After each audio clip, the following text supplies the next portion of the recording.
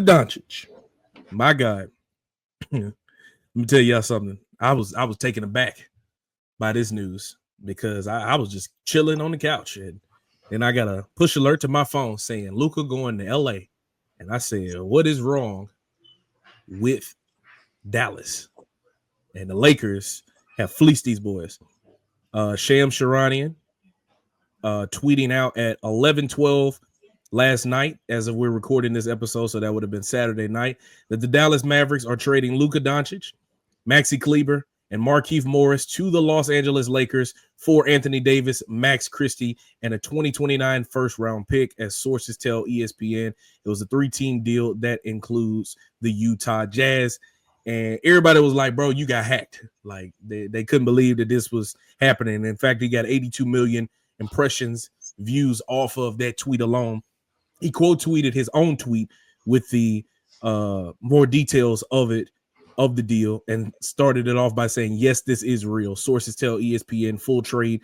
Lakers get Luka, Maxi Kleber, Markieff Morris. Mavericks get Anthony Davis, Max Christie, 2029. Lakers first round. The Jazz get Jalen Hood, Shafino, 2025. Clippers second, and a 2025 Mavericks second. So, Elijah, now that we are here on the show, man, what are your thoughts on this trade, and who really won it? I mean, do the Lakers get what they need? Does Dallas finally have the big that can put them over the top and win a championship? What are your thoughts on the trade, man? Man, at first I was like, man, this is somebody playing. This take the right time of night to be playing like this. But then, after watching, because I was watching, I'm a Knicks fan. I saw my Knicks get destroyed by the Lakers. Not thinking about anything after my phone buzzed when I seen that Luka was going to LA. My initial thought was, who did this? Who did this? Was this a LeBron call? Was this a Rob Pelinka call? Was Jason Kidd call? I didn't know what was going on, honestly. So I just thought, to myself, I don't know what this is. But then you start thinking about the rosters. You start to think to yourself, maybe it's Anthony Davis going over there to play some good defense. And maybe they just thought that's what's going to get them to the next level. And I saw that. But then as you take a deeper dive, this is what I really, truly think. I think that Luka inconsistent being with his weight. I mean, I know we don't, talk about as much as, we talk about Zion, but Luka had problems as well. And I think that with that being something, they felt like they probably don't take the game serious enough. And with that being said, let's move on before we have to pay them his X amount of dollars. I'm not sure what the max would have been. I think around Supermax. Supermax. He was up for like a Supermax. I think it's like $200 and $300 million or some crazy number like that. And then I think Tim McMahon had reported that Luka had gotten up to like 270 pounds or something like that. And so they were, really, really worried about, like you said, like if he really, really was about doing this. But I don't know, man. Like the fat shaming is crazy because the brother still get buckets. You know what I'm saying? Like I get it, and I get that he's a professional athlete, and the expectation is for him to lean into it and to really be dedicated. But I don't know, man. But take off of what you were saying.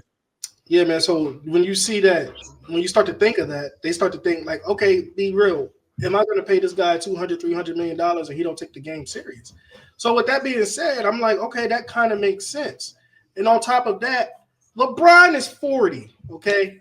You have to start turning this paper sometime soon. You have to, think about this for a second, guys. LeBron did everything he could in the game. The Lakers, I feel like, did everything they could to please him. Go get Anthony Davis. Go win this championship. Make sure they get a bubble. Make sure they play in the bubble because LeBron and the Lakers, they push that very heavy. Now, and then on top of that, you go draft Bronny. You did everything that you could to stand by LeBron. Now that he's getting older, it's time to, to turn the tape, to turn that page, to get a new chapter going. Luka Doncic is 25. LA is always be LA. And if you think about it in the sports world, you have to compete with I'm not saying the Clippers are up there, but you got to compete with the Clippers, USC, basketball and football. UCLA women's basketball is coming up. The Rams and the Chargers. I'm not saying LA is not the dominant one out of all of those things, but the Lakers are the Lakers, and they have to keep that brand. So with that being said, 25-year-old turning the page with somebody like that. I think that's what they were thinking. You know, I'm not saying this is a championship move. I'm not saying this is a move that was bad on their part, but I think this is a move that sets them up for what could come next in the near future. And for the Mavericks, I don't see that being a championship trade. No offense to Anthony Davis. I love Anthony Davis. But again, I'm just for the guard play, Kyrie's really, really good, but Kyrie was a Batman to Luka. So who will be the Batman to Anthony Davis, or will Anthony Davis be the Superman and Kyrie? I don't know how that work out, but we have to see that for ourselves. But I think the Lakers won this trade if we're talking about for the future, only for the simple fact that they have to turn this page from LeBron, and the Lakers can honestly win in free agency, because who doesn't want to play with Luka in the near future? Yeah, man. I absolutely agree with you. Luka is a 25-year-old, multiple-time All-Star, led the Mavs to the NBA Finals, did everything he needed to do on his end. Now, in terms of the weight, I get it. You know, you want your star player to be in tip-top shape, but if you can put the ball through the hoop the way he can, brother, you be my 600-pound life for all I care. Make that shot. You know what I'm saying? Make the shot. But, you know, a lot of things unfolding as we go along as well. We're hearing that the general manager of the Mavs, I think is Nico Anderson is his name. Nico Harrison, excuse me. Nico Harrison only went to the Lakers. It was, hey, y'all want him? What's up with it? And they was like, sure, we'll take a 25-year-old perennial generational talent. We absolutely will take that, as we have a 40-year-old top 3, top 2 all-time best player in the world on our team. We will absolutely take that. And what do you want? Anthony Davis? Here. Thank you. Pleasure doing business with you. But the fallout from this is going to be crazy, because Nico Harrison acted alone. Jason Kidd knew nothing about this. He admitted it in the press conference that he had in their pregame media availability here on Sunday, before the Mavericks proceeded to lose by 43 points in that game post Luka. But that's neither here nor there. But for your general manager to make that type of trade, it says that he did not believe that Luka was going to be what they needed going forward, which is crazy.